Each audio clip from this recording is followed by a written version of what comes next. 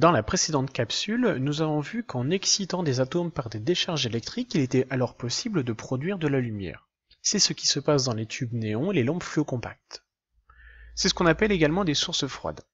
Dans cette capsule, nous allons nous intéresser aux sources dites chaudes et le lien qu'il peut y avoir entre la couleur de la lumière émise et la température de ces sources. Alors tout d'abord, commençons par quelques exemples de corps chauffés. La lave, de la roche en fusion, des braises, le filament d'une ampoule qui est parcouru par une faible intensité, on a le même phénomène dans le grille-pain par exemple, et puis notre soleil.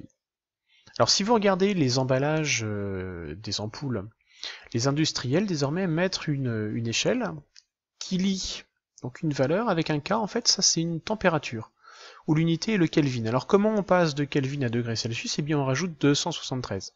C'est-à-dire que si dans la pièce il fait 20 degrés Celsius, alors ça équivaut à 293 Kelvin. Et qu'est-ce qu'on remarque grâce à cette échelle? C'est que plus la température est élevée, plus la lumière sera bleutée. Alors si on visualise ça en termes de spectre, avec un spectroscope, en fait ça donne ceci. C'est-à-dire que pour une température relativement faible, le spectre contient uniquement des radiations rouges. Et plus la température va augmenter, plus le spectre va s'enrichir vers le violet. Remarquez au passage qu'il s'agit d'un spectre d'émission continu, systématiquement. Maintenant, si on fait une analyse plus précise, avec une analyse spectrale, où on visualise l'intensité lumineuse en fonction de la longueur d'onde. Pour une source de température peu élevée, donc 3000 Kelvin, on voit que la majorité des radiations émises sont dans les infrarouges et qu'une petite partie est émise dans le visible, et ça donne en fait une lumière orangée. Donc là on a lambda max qui est situé vers 1250 nanomètres.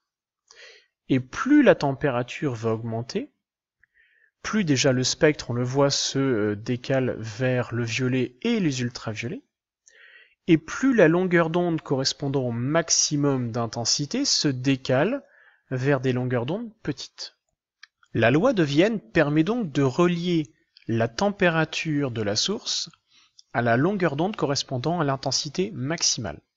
Il y a plusieurs expressions pour cette loi-là. Avec l'équipe, nous avons fait le choix de retenir celle-ci. Lambda max fois T égale 2,89 10 puissance moins 3. Vous verrez notamment dans votre manuel, il y a une autre notation. Nous, on vous demandera d'utiliser uniquement celle-ci, et d'ailleurs, elle vous sera donnée lors du devoir, donc inutile de la retenir. Il faut juste savoir l'utiliser.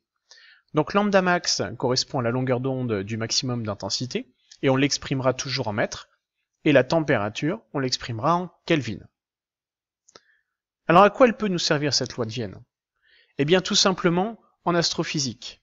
C'est-à-dire que ici on a une vue de l'espace avec une étoile plutôt orangée, et donc en faisant l'analyse spectrale de la lumière émise par cette étoile-là, on arrive à déterminer la longueur d'onde où l'intensité est maximale, et ainsi on peut en déduire la température de surface de cette étoile.